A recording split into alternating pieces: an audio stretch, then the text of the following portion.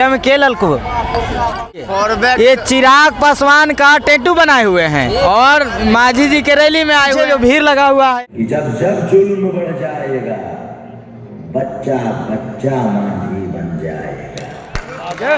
माझी का जीवन चरित्र दिखाया जा रहा है के निकट बापू सभागार की है और देख लीजिए भारी से भारी संख्या में आज जीतन राम माझी जी के रैली में लोग आए हुए हैं और अंदर का क्या नज़ारा है आज जैसा कि आप लोगों को बता दूं मिलन समारोह है जीतन राम माझी के द्वारा। हमने गाँव के फोन करलखिन मुखिया गाँव के मुखिया वाला लखुन तोरा तो मुखिया से कहाँ घर है आपका बोलिए ना। मेरा मकामा है। मकामा घर है। क्या नाम हुआ?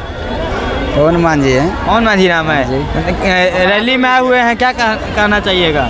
क्या आएंगे आए हैं अपना जात भाई है अपना आए हैं मिलने के लिए।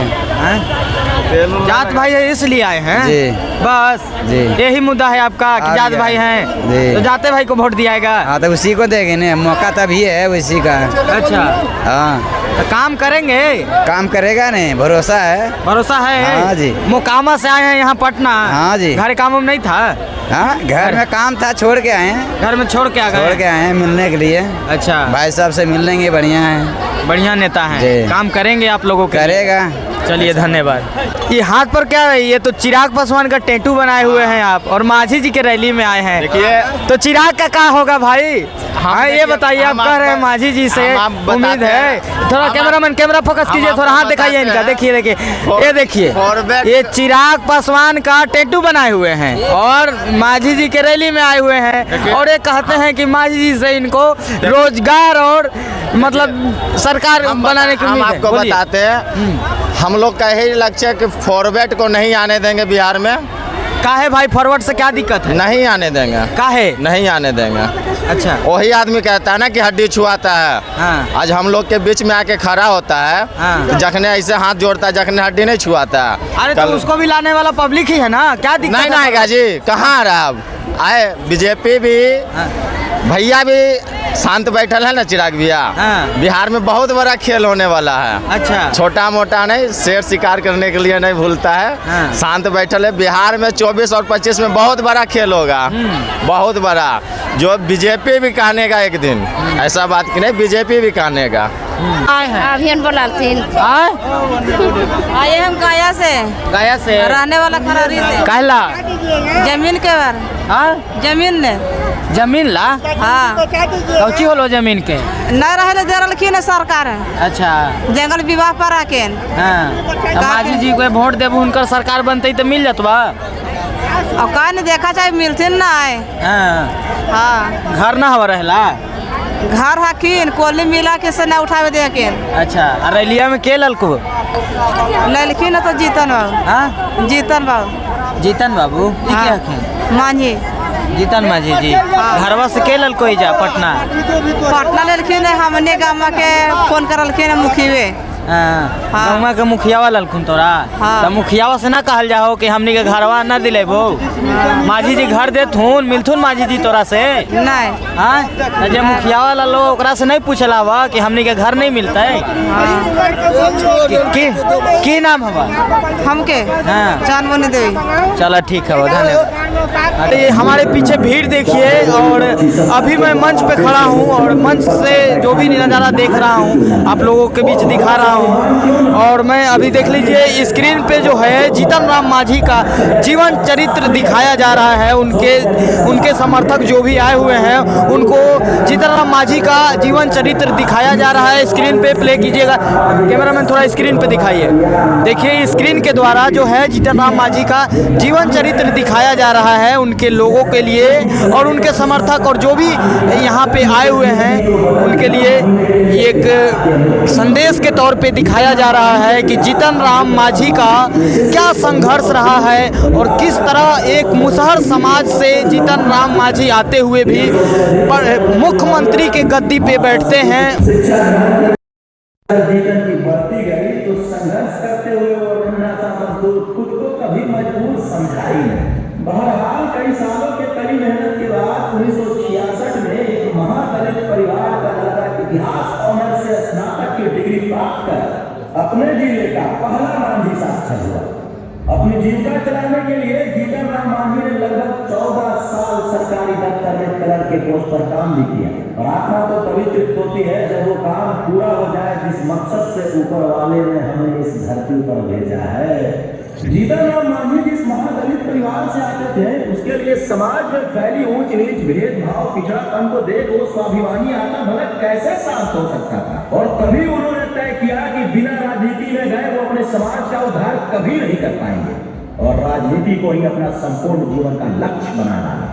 वो साल था 1980 जब जीतन राम मांझी ने अपने राजनीतिक करियर की शुरुआत कांग्रेस पार्टी से टिकट लेकर किया। पहले ही पारी में जीतन राम मांझी ने समाज में पनपती संकीर्ण सोच के मुंह पर ऐसा तमाचा मारा कि गया के फतेहपुर विधानसभा से चुनाव जीतकर विधानसभा पहुंचे और 1983 में ही चंद्रशेखर सिंह की सरकार में राज्य मंत्री बन पुनः 1985 में दोबारा से चुनाव जीतने में कामयाब हो गए।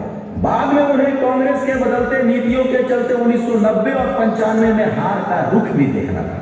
पर ये जीतन राम मांझी थे साहब जो अब तक अपने नीतियों के लिए ही जाने जाते थे। कांग्रेस के बदलते नीतियों को देख उन्होंने फौरन 1996 में जनता दल को ज्वाइन कर लिया और उस वक्त के सीएम लालू यादव के करीब होकर 1997 में 12 चट्टी सीट से उपचुनाव में विधायक चुने गए। 2004 तक राबड़ी देवी की सरकार में मंत्री रहे और एक साजिश के तहत डिग्री घोटाले में अपना नाम ले इन्होंने अपने स्वाभिमान से समझौता न करते हुए फौरन मंत्री पद और पार्टी से इस्तीफा दे दिया। वो साल 2005 था जब जीतन राम मांझी नीतीश कुमार की जदयू में शामिल होकर उनके कैबिनेट में मंत्री बने और काला बढ़ता चला गया। फिर आया साल 2014। ये वो साल था जब जीतन राम मांझी के जीवन में अब तक के अविश्वसनीय कार्य को पूरा करने का संपूर्ण मौका था।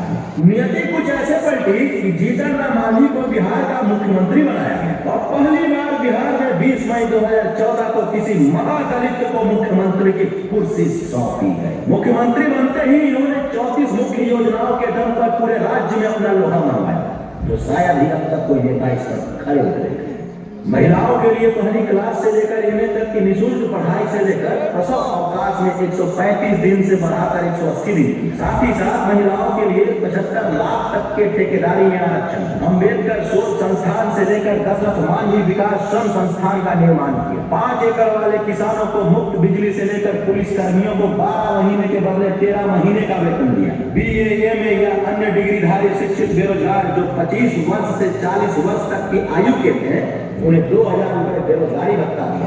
केंद्रीय कृषि विश्वविद्यालय स्थापना की स्वीकृति दी और ऐसे बेहतरीन 34 योजनाएं लागू की। महज 9 महीनों में जिसने पूरे राज्य को अपने 34 नीतियों से इतना प्रभावित कर डाला कि आजू बाजू बैठे बड़े बड़े नेताओं के होश उड़ गए। अगर इनकी नीतियां पारित हो गई तो जनता कहीं बाकियों की कुर्सी न खिसका दे।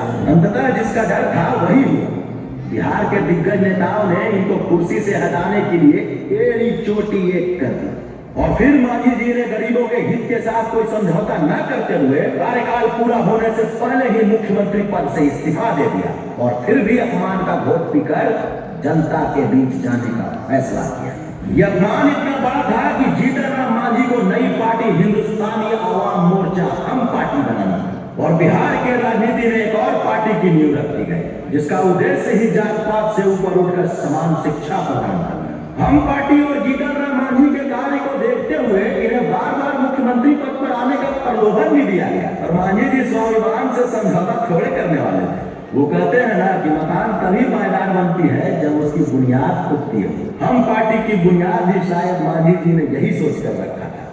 इसलिए 80 साल के ढलती उम्र को देखते हुए मांझी जी ने अपने सुपुत्र डॉक्टर संतोष कुमार मांझी को हम पार्टी का राष्ट्रीय अध्यक्ष बना दिया। अब उनके सपनों की जिम्मेदारी डॉक्टर संतोष कुमार मांझी वर्तमान में एनडीए की सरकार में सूचना प्रावैधिकी और अनुसूचित जाति जनजाति मंत्री बनकर अपने कंधों पर लेके चल रहे हैं। बाकी जीतन राम मांझी और हम पार्टी के संघर्ष की कहानी इतनी छोटी भी नहीं कि इस वीडियो में समेटा जा सके। फिर मिलेंगे किसी वीडियो में और बताएंगे मांझी जी के जख्मों का दर्द। और जाते जाते एक बात जरूर याद रखिएगा कि जब जब जुल्म बढ़ जाएगा बच्चा बच्चा मांझी बन जाएगा।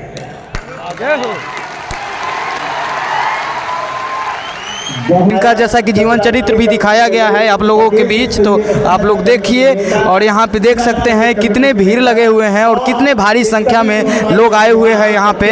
और सभी लोग जो है इनके कदम से कदम मिला के चलने का शपथ ले रहे हैं। और जैसा कि आप लोगों को बता दूं, आज मिलन समारोह है पटना के एक गांधी मैदान के निकट बापू सभागार में।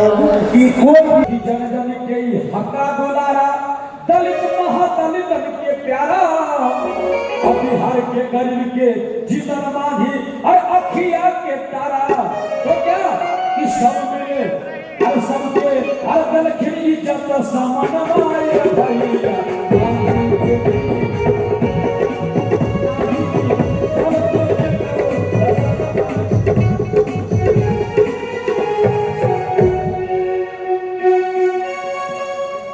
राजू कुमार जी बिहार के 2.0 के होते था कि नहीं चलो तो क्या करो